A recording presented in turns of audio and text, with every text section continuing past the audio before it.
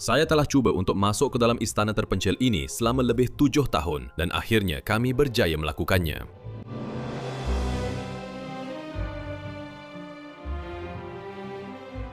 Kami mendapati kawasan ini terbuka sepenuhnya di semua sisi dan benar-benar terkejut dengan apa yang kami temui di dalamnya. Selama beberapa dekade, tempat ini telah dibiarkan reput di sini dengan perabot yang menakjubkan dan barangan antik masih berdiri seolah-olah terhenti dalam masa. Selepas meneliti timbunan dokumen yang tidak berkesudahan, kami berjaya menyusun garis masa tempat ini. Kisah ini sebenarnya bermula hampir 1000 tahun yang lalu, bermula di atas tanah sebuah biara purba. Tetapi pada akhir abad ke-19, seorang hartawan minuman keras yang kaya telah mengubah estet ini menjadi istana fantasinya sendiri. Dia menempah tangga spiral rahasia, menara besar, dan perapian yang dramatik, membina sebuah pentas di mana dia boleh memainkan peranan sebagai seorang tuan. Namun, fantasi itu tidak dapat bertahan lama. Selepas hartawan itu meninggal dunia, istana tersebut berpindah tangan kepada beberapa pemilik yang tidak mampu mengekalkan kemewahan itu. Menjelang pertengahan abad ke-20, seluruh sayap istana telah ditutup dan bahkan percubaan untuk menghidupkannya semula pada awal tahun 2000-an gagal kerana kos struktur yang terlalu tinggi. Ini adalah sebuah istana yang mempunyai jiwa, tempat yang telah saya tunggu selama 7 tahun untuk diterokai, dan saya teruja untuk berkongsi kisahnya dengan Anda semua.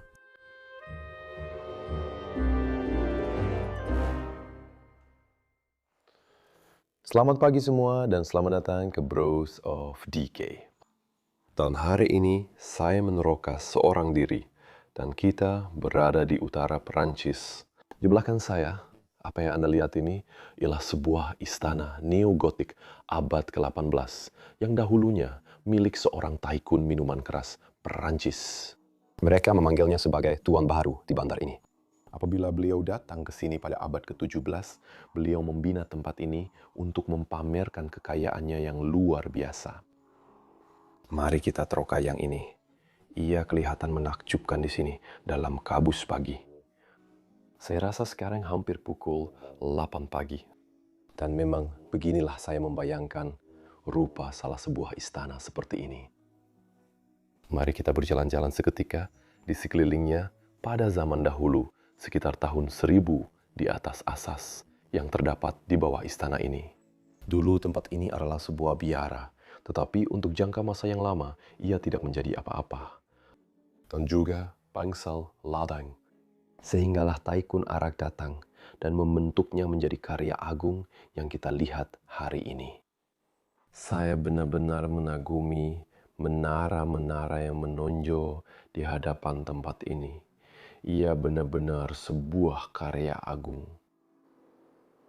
Apabila penduduk bandar pertama kali melihat istana ini dibina, mereka memanggilnya sebagai Tuan Palsu atau Tuan Tiruan.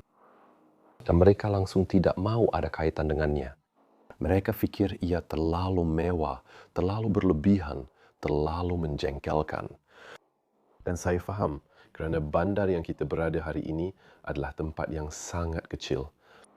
Sejujurnya, bila melihatnya, ini adalah salah satu istana terbiar dan gaya seni bina yang paling menarik yang saya pernah lihat sejak sekian lama. Terutamanya menara-menara yang menonjol ini yang saya baru saja tunjukkan, memang menarik bagaimana ia dibina keluar begitu. Hampir keseluruhan bangunan ini, dan ini pasti merupakan dewan masuk tempat ini. Dan itulah yang akan kita lihat sebentar lagi. Saya harap kita juga dapat menemui banyak sejarah di dalam hartanah ini. Dan mari kita lihat sama ada kita boleh masuk ke dalam hartanah ini. Ia sudah lama tidak digunakan. Saya tidak tahu bila ia ditinggalkan dengan tepat. Itu kawan saya Lin yang sedang meneroka bersama saya. Terdapat juga sebuah rumah hijau kecil di bahagian depan sini. Kita masuk ke dalam? Iya. Mari kita pergi. Baiklah, kita akan masuk ke dalam kawasan ini dan menerokainya. Saya telah menandakan tempat ini di peta saya selama kira-kira 4 hingga 5 tahun. Dan saya sudah beberapa kali datang ke sini untuk melihat sama ada ia terbuka. Tetapi ia tidak pernah terbuka. Dan inilah kali pertama dalam semua tahun itu, saya melangkah masuk ke dalam kawasan ini. Baiklah, mari kita lihat bilik yang baru kita masuki ini. Ya macam ya, tapi tidak. Ini adalah ruang makan. Seperti yang Anda boleh lihat, sofa kulit yang cantik sudah pun berada di sini. Tapi perkara yang saya harapkan sudah tentu adalah untuk mengetahui lebih lanjut tentang Tycoon Arak yang pernah tinggal di sini. Patung Buddha yang cantik sudah pun berada di sini. Ini kelihatan seperti lakaran di dinding dan yang ini di sini. Sepatutnya. Kabinet yang dipenuhi dengan buku, sepatutnya begitu. Tetapi, seperti yang Anda boleh lihat, banyak dokumentasi telah pun dikeluarkan dari hartana ini, malangnya. Mari kita tutup semula ini. Sebuah patung anjing. Dan kemudian, salah satu gereja kegemaran saya di dunia, Notre Dame. Saya rasa untuk ramai orang juga. Revolusi Prancis. Saya rasa tempat ini agak istimewa karena ia mempunyai banyak kerja kayu sangat luar biasa. Anda boleh lihat shilling dengan lukisan di situ, serta kerja kayu dan perapian. Semuanya elegan dengan kerja kayu dan jubin. Ia adalah gaya seni bina Prancis yang telah sedikit dicipta. Saya rasa apabila saya kata dicipta, maksud saya bukanlah benar-benar dicipta, tetapi gaya yang diambil dari banyak tempat yang berbeza. Karena ramai orang telah memanggil istana ini sebagai istana palsu atau istana tiruan. Dan itulah juga apa yang orang di bandar katakan tentang jiran atau tentang pemilik tempat ini, bahwa dia adalah bangsawan palsu. Dan Anda sering melihat perkara ini di Prancis. Mereka memanggil tempat-tempat ini sebagai istana, tetapi sebenarnya ia bukan istana. Ia tidak diperkukuhkan, ia tidak mempunyai kedudukan pertahanan. Ia tidak mempunyai tembok atau paret, tetapi ia hanya dibina supaya kelihatan seperti istana. Dan ia hanyalah villa atau rumah agam yang sangat mewah. Dalam arti kata tertentu, dan itulah sebenarnya bangunan ini. Tetapi di Prancis, mereka mempunyai nama chateau yang diterjemahkan sebagai istana dalam bahasa Inggris, dan sebab itulah kita selalu memanggilnya begitu. Saya akan panggil mereka istana, sebenarnya ia hanyalah rumah untuk orang kaya. Dengan itu, mari kita teruskan. Kita memang ada satu lukisan sebenar yang tergantung di sini. Mungkin salah seorang nenek moyang atau orang yang pernah tinggal di sini. Dan beberapa lagi lukisan indah di bawah ini. Wah, sebuah patung. Saya tahu alas ini untuk apa. Sebuah patung sudah tentu, dan sekarang ada banyak kuda di atasnya. Chandelier, yang cantik, chandelier crystal.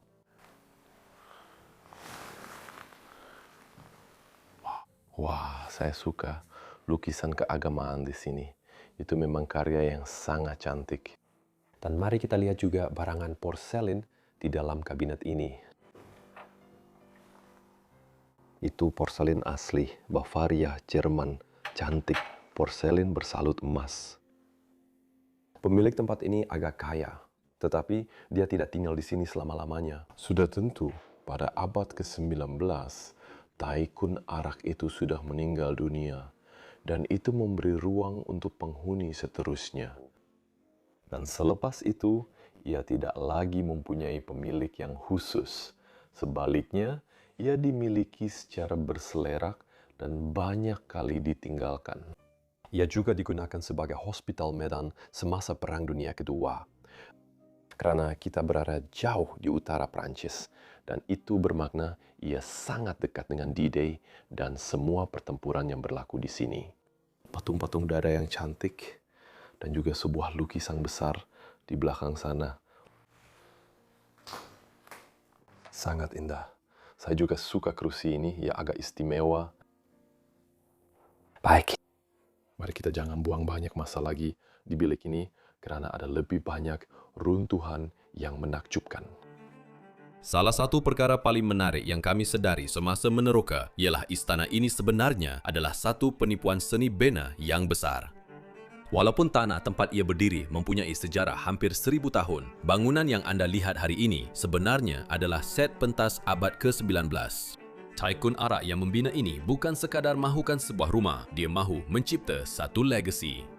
Dia mengupah seorang arsitek dramatik untuk menghapuskan ladang sederhana yang pernah berdiri di sini dan menggantikannya dengan sebuah fantasi. Kami menemui sebuah perapian batu besar di dalam yang menggambarkan William si penakluk, satu elemen yang ditambah semata-mata untuk membuat keluarga itu kelihatan kuno dan mulia walaupun mereka tiada kaitan dengannya. Setiap menara kecil, setiap elemen kayu bergaya gotik dan menara besar di hadapan dibina untuk memukau tetamu dan mencipta ilusi kuasa. Sungguh ironik untuk berdiri di sini sekarang dan melihat perkara itu. Lelaki yang cuba menempah tempat kekal dalam sejarah dengan batu dan simen telah meninggalkan sebuah bangunan yang perlahan-lahan runtuh ke dalam bumi. Saya juga suka shilling bangunan ini, dan ia dalam gaya yang sangat berbeza, serta sesuatu yang saya belum pernah lihat di Prancis sebelum ini, yaitu meletakkan kertas dinding di shilling. Maksud saya, dia tidak peduli apa yang orang lain fikir tentang bagaimana mereka bentuk istana ini. Dia hanya ikut kehendak sendiri. Wah, perapian itu. Ya sangat besar dan begitu mewah. Ukiran di seluruhnya dari atas sampai bawah. Sebuah permadani yang indah di tengah sini menggambarkan sebuah taman yang cantik. Seorang wanita sedang memancing dan seorang lelaki duduk di situ. Ia telah dinyalakan baru-baru ini. Malah ada plat belakang di dalamnya dengan lambang istana, saya rasa. Lambang yang cantik. Dan sekali lagi kita boleh lihat jubin hiasan itu muncul semula. Wah, karya yang indah. Patung yang berdiri di sini. Oh, itu jam. Aduh, seluruh bahagian mechanical di dalamnya masih utuh.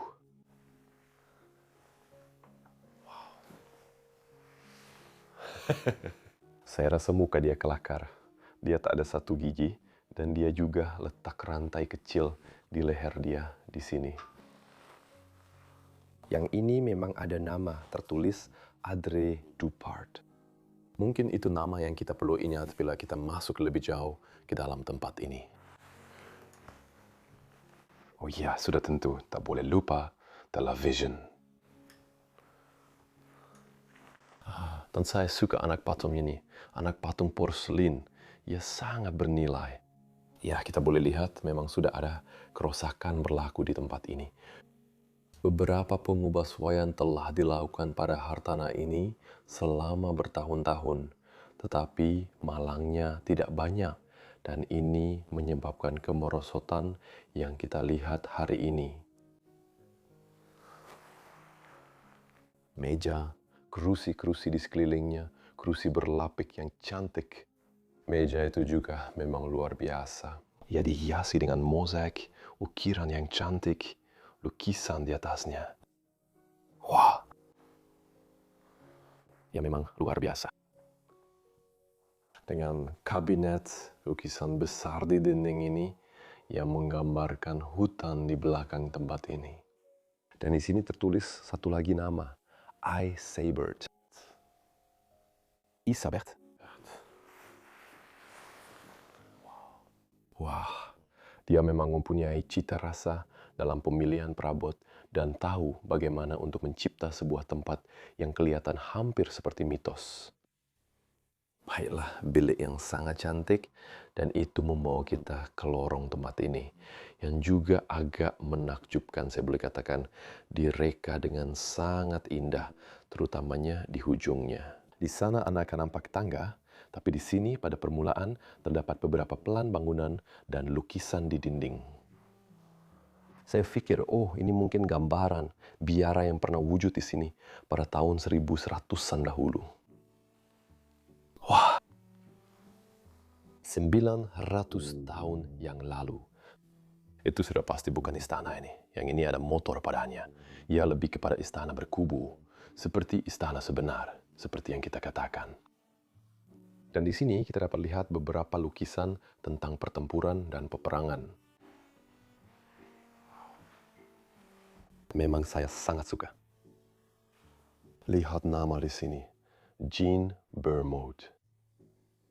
Sebelum kita teruskan dengan lorong ini, mari sebelum kita bawa Anda ke tingkat atas, saya ingin katakan, mari kita tunjukkan bahagian terakhir di sini dahulu. Karena ada beberapa lagi bilik di tingkat bawah rumah ini yang perlu kami tunjukkan kepada Anda.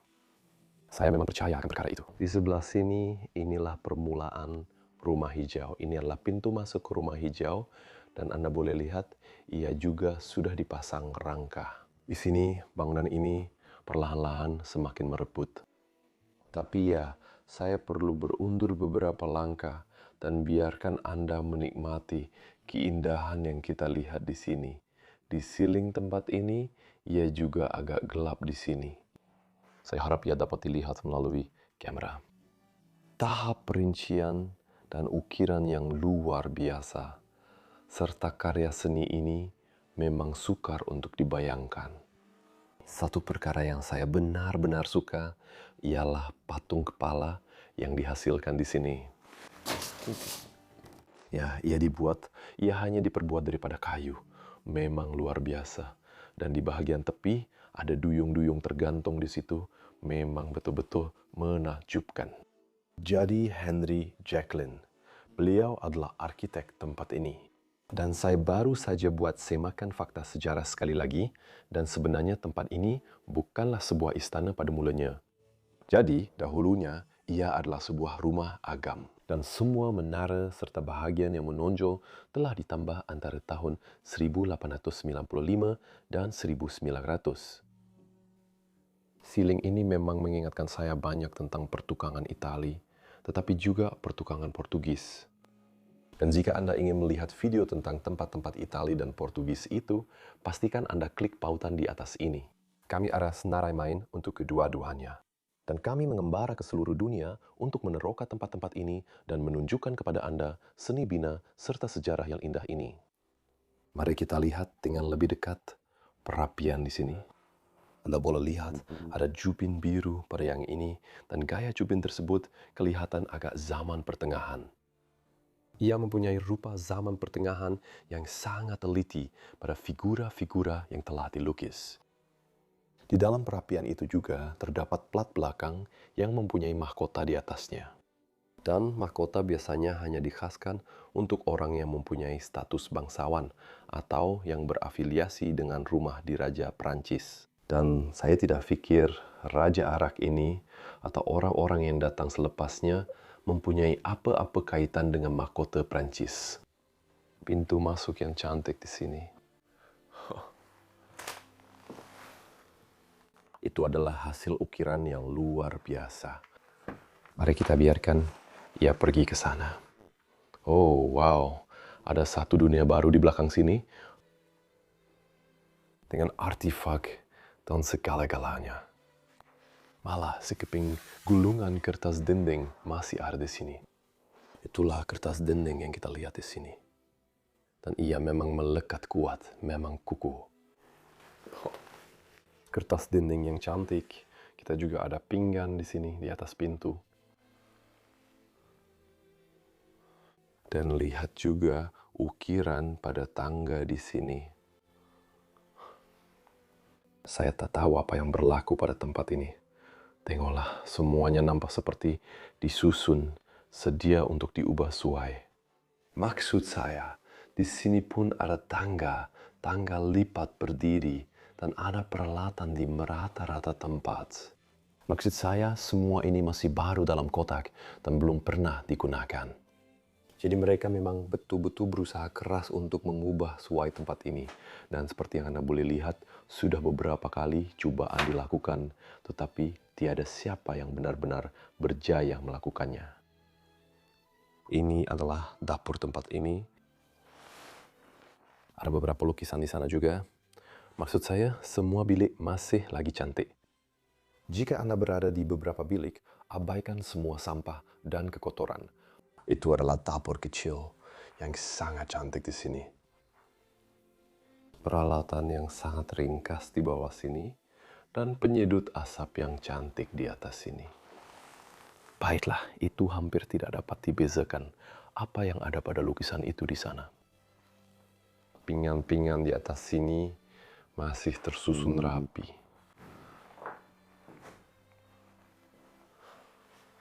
Apa jenis bilik yang kita ada di belakang sini? Tak ada apa-apa sangat. Dan juga banyak kerusakan dalam bilik ini. Saya rasa bagian luar tanah ini nampak jauh lebih besar daripada apa yang kita lihat di sini, di bagian dalam. Bilik-biliknya mewah dan cantik dibuat, tetapi keluasan sebenarnya terasa jauh lebih kecil. Macam dapur ini tidak terasa seperti dapur sebuah istana. Ia lebih terasa seperti dapur sebuah manor. Dan itu mungkin karena ia telah diubah kegunaannya pada masa dahulu. Saya sudah bersedia untuk naik ke atas dan melihat mungkin ada ruang bawah tanah. Mari kita periksa itu dulu, kemudian kita akan naik ke atas dan melihat bilik tidur di tempat ini. Saya baru perasan di dinding ini ada inisial yang diukir dan ia tertulis sesuatu seperti LCE. Ya seperti DCLE, sesuatu macam itu. Saya tertanya-tanya juga kalau ada ruang bawah tanah di bawah kawasan ini. Tapi nampaknya pintu-pintu ini, ya mereka membawa ke tandas yang sangat kotor. Penyangkut kot yang cantik diperbuat daripada besi tuang di tempat ini. Tangga yang sangat cantik, sangat indah. Lihatlah keindahan itu, tanduk di atas sana, chandelier yang tergantung di bawah sini, kerja besi berpilin yang menuju ke atas. Selain itu, skala tangga ini memang sangat mengagumkan.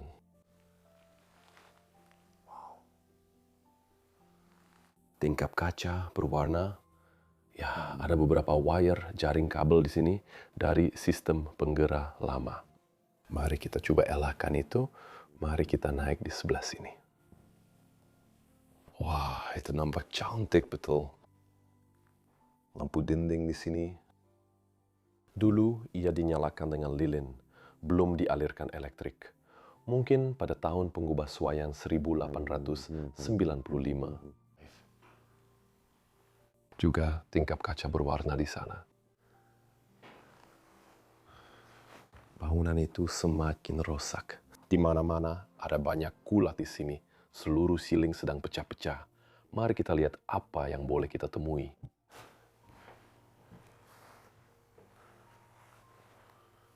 Oh, wow, saya belum nampak apa ini tadi. Tapi ini sebenarnya bahagian menara yang kita nampak sebelum ini. Di bahagian luar tempat ini yang betul-betul menonjol keluar dari bangunan. Dan di sini Anda boleh lihat dari dalam. Saya memang tertanya-tanya, macam mana rupa bahagian itu dari dalam bangunan. Dan ya, sekarang kita sampai ke sebuah bilik di ujung koridor.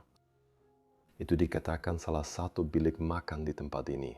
Dan ini nampaknya bilik makan yang lebih formal di bangunan ini. Memang bilik yang sangat-sangat cantik. Jom kita pusing-pusing dan tengok apa yang ada di sini. Artifak-artifak yang diletakkan di atas sini. Saya betul-betul kecewa sebab setakat ini kami masih belum jumpa sebarang nama atau dokumen yang menunjukkan apa-apa daripada pemilik lama. Nampaknya semuanya telah dikeluarkan dan dibawa keluar dari hartanah ini. Dan ini semua hanyalah peralatan makan. Ya, nampaknya semuanya telah dikeluarkan. Ini juga adalah satu objek yang sangat menarik di sini. Jadi Anda letakkan arang panas atau sesuatu yang sedang membakar di dalamnya. Dan kemudian Anda boleh letakkan ia di hujung atau di bawah cadar. Dan Anda boleh panaskan katil itu sebelum seseorang masuk tidur. Lukisannya menakjubkan sekali lagi. Seorang nelayan bersulang dengan beberapa wanita di dermaga. Dan ini juga merupakan meja yang sangat besar. Saya tak pasti berapa ramai orang yang tinggal di sini, tapi ya nampaknya ada perhimpunan besar yang pernah berlaku di sini pada masa dahulu. Silingnya merekah. Retakan mulai terbentuk. Perapian marmer putih yang cantik di belakang sini. Lampu dinding. Saya suka juga alat tiup itu. Ada hiasan besi tuang di situ. Memang cantik juga. Ada sesuatu di belakang sini? Oh, maksud saya itu cuma ruang simpanan. Sangat susah nak masuk. Jadi kita tak payah buat kali ini. Mari kita pergi lebih jauh di lorong ini sekarang dan saya akan tunjukkan bilik tidur lain itu. Oh, memang terasa macam bilik tidur di raja di sini.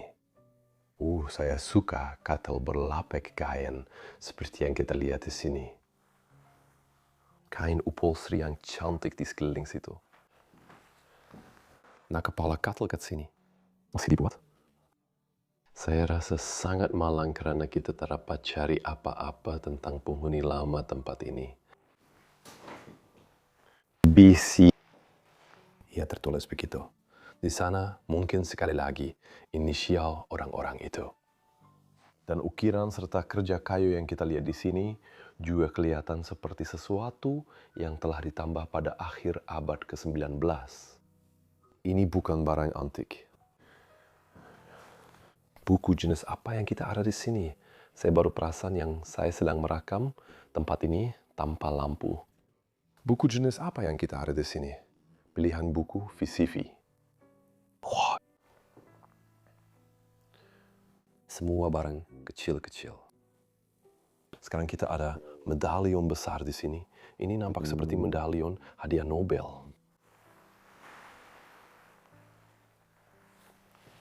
Seluruh kabinet penuh dengan buku, pinggan, dan segala-galanya. Wah.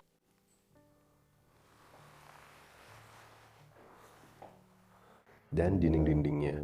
Di sini kita ada beberapa bunga, di sebelah kiri beberapa pasu bunga. Sudah tentu ini semua sangat palsu. Memang bukan yang sebenar. Wah, itu adalah cengkerang besar yang dijadikan lampu tidur di rumah ini. Wah. Perapian marmer lagi, pasu bunga di atasnya, ukiran yang indah. Ya, itu memang cantik.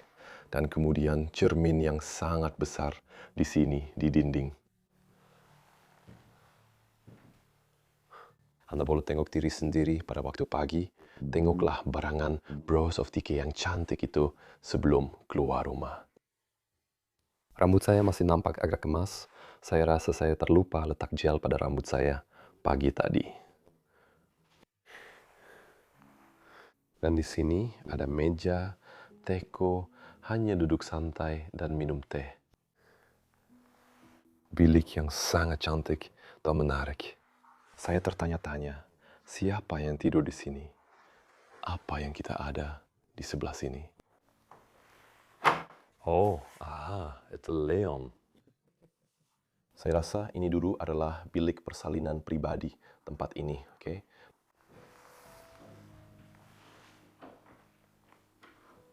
Dan beberapa lampu dinding yang cantik, oke? Kemudian dari bilik ini kita boleh keluar semula dan kemudian ke kanan.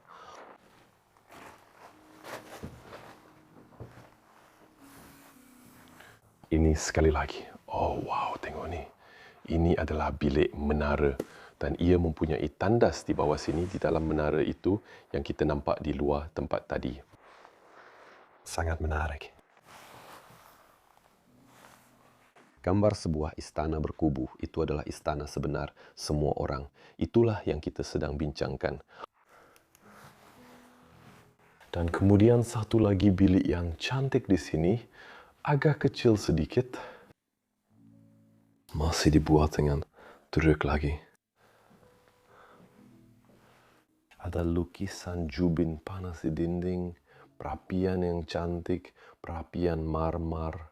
Ada begitu banyak lukisan di tempat ini, memang gila.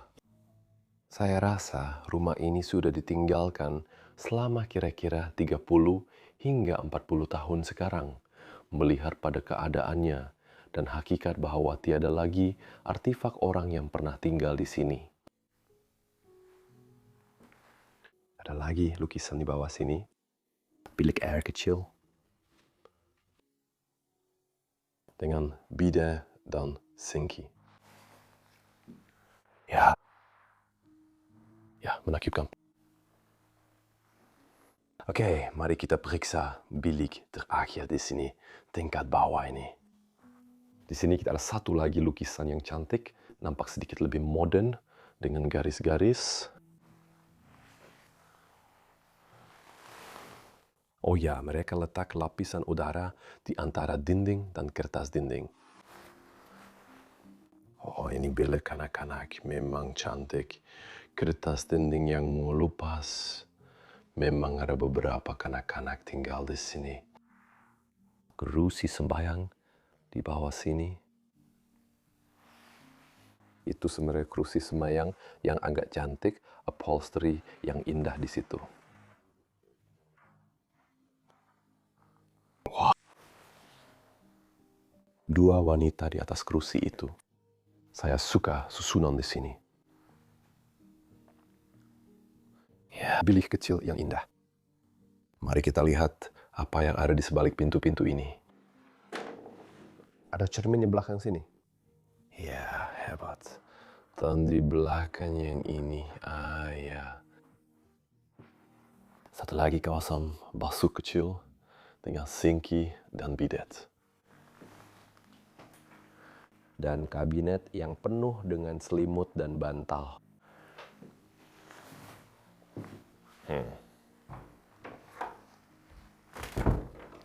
Saya suka pintu-pintu ini, terutamanya gaya yang sepadan dengan dinding. Pintu itu betul-betul menyatu dengan bilik dan sekarang semua orang.